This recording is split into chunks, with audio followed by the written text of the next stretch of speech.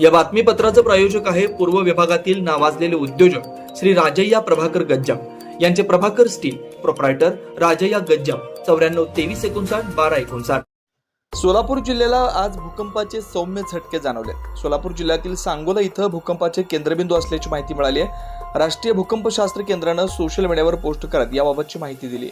पंढरपूर, सांगोला आणि मंगळवेढा इथं 2.6 Richter scale तीव्रतेचे धक्के जाणवले। राष्ट्रीय भूकंप विज्ञान केंद्राने दिलेल्या माहितीनुसार आज सकाळी 11:22 सोलापूरमध्ये भूकंपाचे झटके जाणवले। या भूकंपाची तीव्रता रिश्टर स्केलवर 2.6 इतकी होती। भूकंपाचा केंद्रबिंदू हा जमिनीपासून 5 किलोमीटर खाली होता। दरम्यान या धक्क्यामुळे कोणत्याही पद्धतीची हानी झालेली नाही।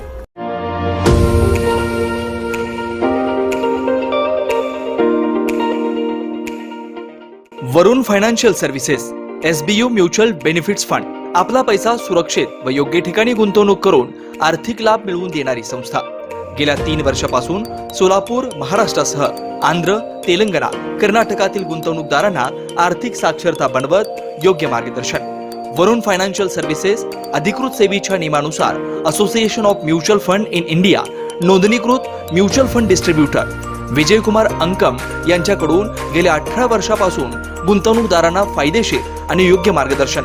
मागील 44 वर्षामध्ये अनेक वेळा मार्केट अनेक कारणामुळे कोसळलेला आहे, पण थोडंसं मार्केटला वेळ दिला तर ते परत रिकवर होऊन चांगला रिटर्न दिलेला आतापर्यंतचा हा मार्केटचा अनुभव आहे। त्यामुळे म्युच्युअल फंडामध्ये जरी जोखीम असलं तरी आपल्याला चांगले रिटर्न्स मिळू शकतात। सल्ला प्रत्येक महिन्यात गुंतवणूकदारांना योग्य मार्गदर्शनासाठी आर्थिक जागरूकता अभियान शिबिराचं आयोजन। गुंतवणुकीत आर्थिक परतावा आणि विविध फायनान्शियल कर्जाची सोय। प्रायव्हेट कंपनी, ट्रस्ट, देवस्थान, शाळा, महाविद्यालय, पतसंस्था, बँकेतील आर्थिक गुंतवणुकीसाठी योग्य मार्गदर्शन।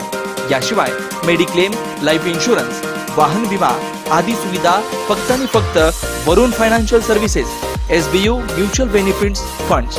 संपर्क विजयकुमार अंकम, मोबाईल क्रमांक 9226389292, शाखा number 1 government polytechnic, Gururam hospital जवळ सोलापूर, शाखा number 2 SBU mutual benefits fund, Kanale complex, state बँकेसमोर सोलापूर।